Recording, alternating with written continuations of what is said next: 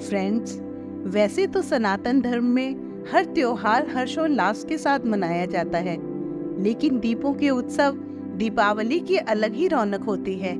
ये त्योहार धनतेरस से शुरू होकर 5 दिनों तक मनाया जाता है। जैसे ही ये त्योहार खत्म होता है, उसके ठीक बाद गोवर्धन की पूजा की जाती है। इसके पीछे की वजह भी बेहद खास है। दरअसल हर साल कार्तिक माह के शुक्ल पक्ष की प्रतिपदा तिथि को गोवर्धन पूजा होती है। इस दौरान घर के बाहर गोबर से गोवर्धन पर्वत बनाकर पूजा की जाती है। इस खास अवसर पर गोवर्धन पर्वत और जगत के पालनहार भगवान श्री कृष्ण की पूजा अर्चना करने का विधान है। ऐसी मान्यता है कि उपासना करने से जीवन के सभी दुखों का अंत होता है। आइए जानते हैं कि 2024 में गोवर्धन पूजा की सही तारीख और समय क्या है, ताकि श्रद्धालु इस पवित्र पर्व को सही तरीके से मना सकें। लेकिन उससे पहले फ्रेंड्स, मेरी आपसे हम्बल रिक्वेस्ट है कि अगर आपने मेरे चैनल को अभी तक सब्सक्राइब नहीं किया है तो प्लीज उसे सब्सक्राइब करें, और अगर वीडियो पसंद आई हो तो उसे लाइक और शेयर करें, और हाँ, कमेंट करना बिल्कुल ना भूलें।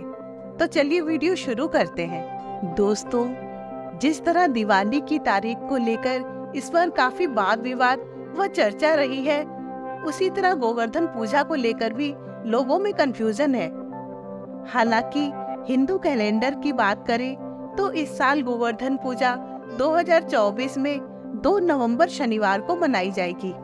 अगर बात करें गोवर्धन पूजा के लिए सबसे शुभ समय की, तो ये समय सुबह 6:32 से लेकर 8:04 तक है। इस समय के दौरान पूजा करने से भगवान की कृपा प्राप्त होती है और भक्तों की सभी मनोकामनाएं पूर्ण होती हैं। इसके बाद शाम को 3:23 से 5:36 तक का समय है।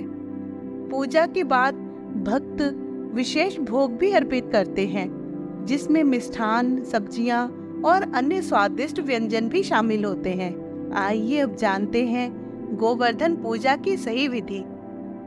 गोवर्धन पूजा के दिन प्रातःकाल स्नान आदि से निवृत्त होकर गाय के गोबर से गोवर्धन पर्वत और श्री कृष्ण की मूर्ति बनाएं। इसके बाद मूर्ति को फूलों और रंगोली से सजाएं। इस दौरान भगवान को फल, जल, दीपक, धूप और उपहार अर्पित करें। इसके साथ ही कढ़ी और अन्नकूट चावल का भोग बनाएं। इसके बाद शाम को पूजा करें और परिक्रमा भी लगाएं। गोवर्धन पूजा के दिन कई जगहों पर भव्य आयोजन भी किए जाते हैं। मंदिरों में विशेष पूजा अर्चना होती है और भक्त एक दूसरे को मिठाइयाँ बांटते हैं। गोकुल में इस पर्व को बड़े ही धूमधाम के साथ मनाया जाता है, जहाँ लाखों श्रद्धालु इकट्ठा होते हैं। कई लोग इस दिन गोवर्धन पर्वत की परिक्रमा भी करते हैं। फ्रेंड्स, आइए अब जानते हैं कि गोवर्धन पूजा का क्या महत्व है, यानी गोवर्धन पूजा का पर्व क्यों मनाया जाता है। गोवर्धन पूजा भागवत पुराण में बताई गई पौराणिक कथाओं पर आधारित है। मान्यता है कि भगवान कृष्ण ने वृंदावन वासियों से इंद्रदेव को प्रसाद चढ़ाने की बजाय गोवर्धन पर्वत की पूजा करने के लिए कहा था। जब इस बात की जानकारी वर्षा के देवता इंद्रदेव को हुई, तब वो क्रोधित होकर वृंदावन पर मूसलाधार बारिश करने लगे। इस बारिश ने देखते ही देखते भयानक रूप ले लिया, जिससे वृंदावन वासियों और जानवरों को बचाने के लिए श्री कृष्ण ने अपनी छोटी उंगली पर पूरा गोवर्धन पर्वत उठा लिया। 7 दिनों तक गोवर्धन पर्वत के नीचे ही वृंदावन वासियों ने शरण ली। इसके बाद ब्रह्मा जी ने इंद्रदेव को बताया कि भगवान विष्णु ने ही पृथ्वी लोक पर श्री कृष्ण के रूप में जन्म लिया है, उनसे बैर लेना ठीक नहीं है। जब ये बात इंद्रदेव को पता चली तो उन्होंने श्री कृष्ण से माफी मांगी। इसके बाद भगवान ने गोवर्धन पर्वत को नीचे रख दिया। फिर हर साल गोवर्धन पूजा करके अन्नकूट उत्सव मनाने की आज्ञा श्री कृष्ण ने दी, जिसके बाद गोवर्धन पूजा का उत्सव अन्नकूट के नाम से मनाया जाने लगा। ऐसा कहा जाता है कि इस शुभ अवसर पर लोग 56 व 108 तरह के पकवान बनाकर कान्हा जी को चढ़ाते हैं और उनकी विधिवत पूजा करते हैं। इन्हीं पकवानों को अन्नकूट कहा जाता है।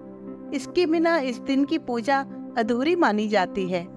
ऐसे में हर किसी को इस त्योहार पर अपने घरों में अन्नकूट अवश्य बनाना चाहिए।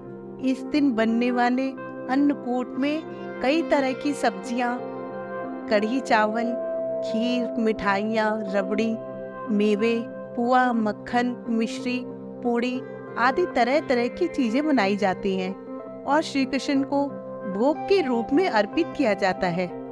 अन्नकूट के द्वारा श्री कृष्ण ने लोगों तक ये सीख भी पहुंचाई थी कि प्रकृति से मिलने वाली हर चीजें कितनी अहम और महत्वपूर्ण है। साथ ही गोवर्धन पूजा की शुरुआत की थी। तभी से लोग इस मौके पर गोबर और साबुत अनाज से भगवान कृष्ण और गोवर्धन पर्वत के चित्र को बनाकर उनकी उपासना करते हैं और अन्नकूट बनाकर उसका भोग लगाते हैं।